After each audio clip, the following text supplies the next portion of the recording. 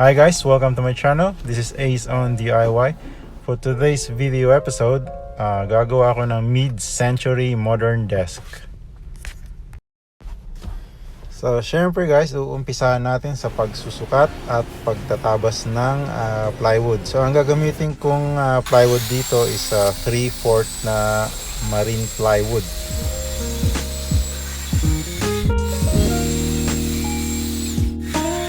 Kung napapansin nyo guys, naka 45 degrees yung circular saw kasi yung pag-join ko ng mga plywood is yung waterfall style.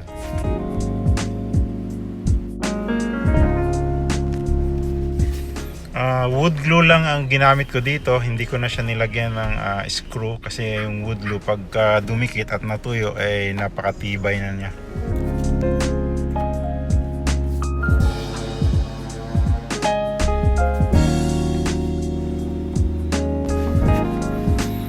Iisa lang yung mahabang clamp ko, so ang ginawa ko, ginamitan ko na lang siya ng quick adjustable band clamp.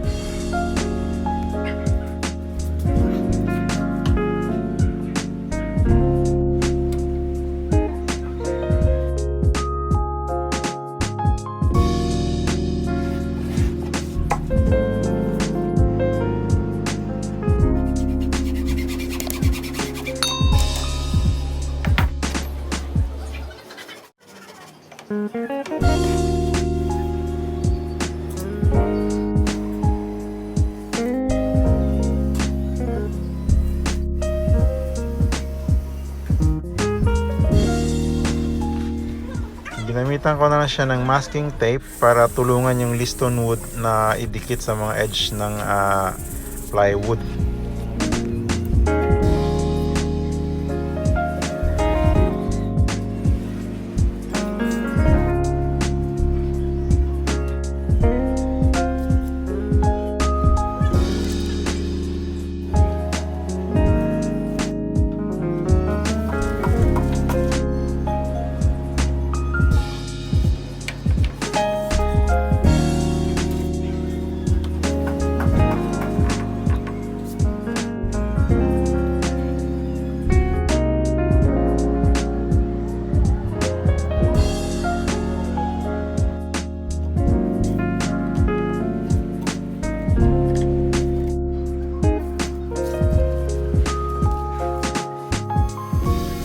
Ngayon naman dadaanan ko muna ng sander gamit ang 180 grit na sanding pad.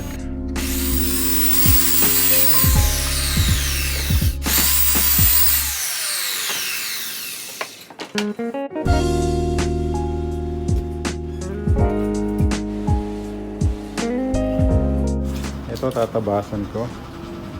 So ang gagawin ko para hindi urong-urong, lalagyan ko ng stopper. Ito. Tapos itong kahoy, habang pinuputol para hindi siya umuurong, kailangan ko siya lagyan ng screw dito sa dulo.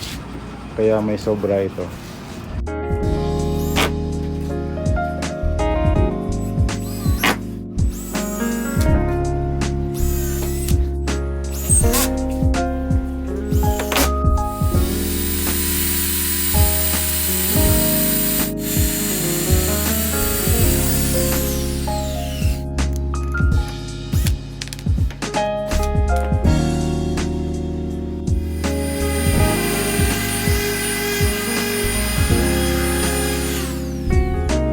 Ito na siya guys. So ito, hindi pa rin ako satisfied kasi masyadong makapal yung nandito sa bandang baba ng legs. So gagawin ko, babawasan ko to.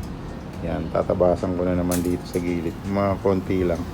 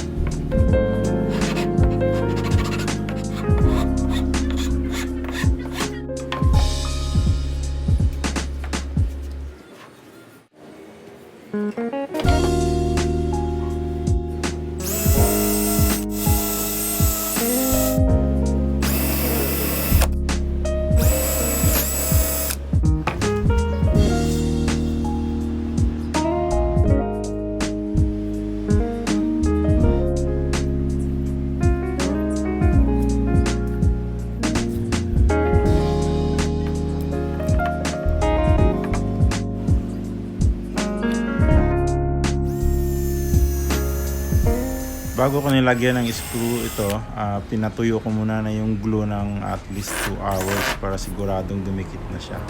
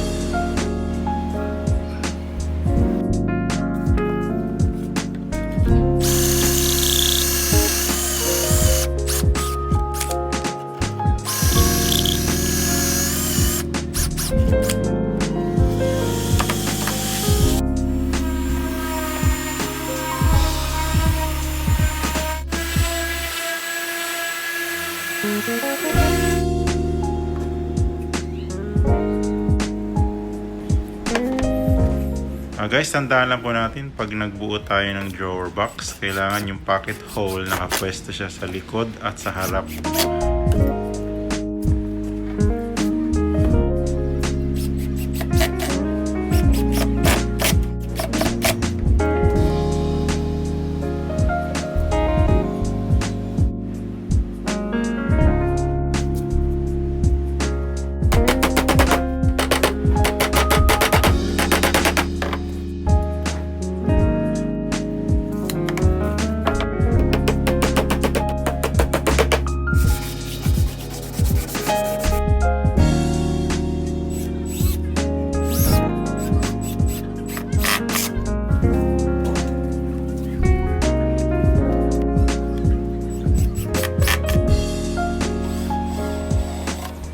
Guys, para sa complete list of materials na ginamit ko sa project na to, paki-check na lang yung description sa baba ng video. Ilalagay ko lahat doon.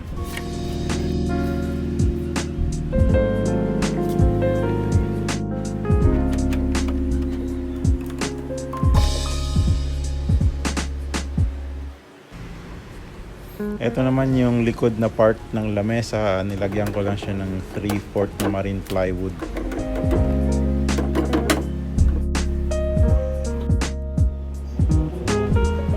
Magkakabit naman ako ngayon ng drawer front. Bago kasi kabit, lalagyan ko muna ng double adhesive tape para pag once na kinabit ko sa drawer box, hindi na siya gagalaw. Tsaka ko siya ngayon lalagyan ng spring clamp.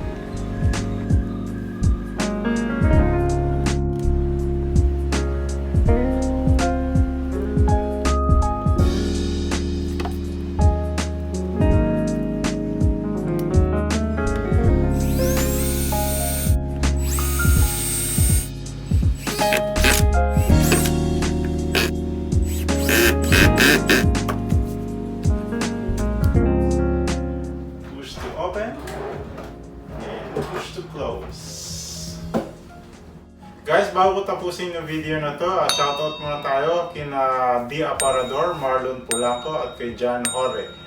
Maraming salamat sa suporta nyo guys. Finally, meron naman tayong natapos na project ngayon. Mid-century modern desk or computer table. Pwede niya maging console table with a push-to-open drawer. First time kong gumawa nitong desk na ganitong style. Medyo nahirapan na ako dito sa leg part.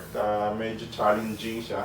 Pero sa wakas nagawa ko din at masaya ako sa result. At sana may natutunan kayo sa mga ginawa kong diskarte dito sa video na to, guys. So yun lang po, guys, ang video episode natin ngayon. Thank you so much for watching and don't forget to hit that subscribe button. Paki-click na rin yung notification bell para ma-update kayo sa susunod na mga video ko, gagawin kong mga project. Kung nagustuhan niyo itong video na ito, thumbs up naman kayo dyan. If you have any comments, suggestions, questions, please do not hesitate to write it down in the comments section, guys. Okay? So once again, thank you so much and see you in my next vlog.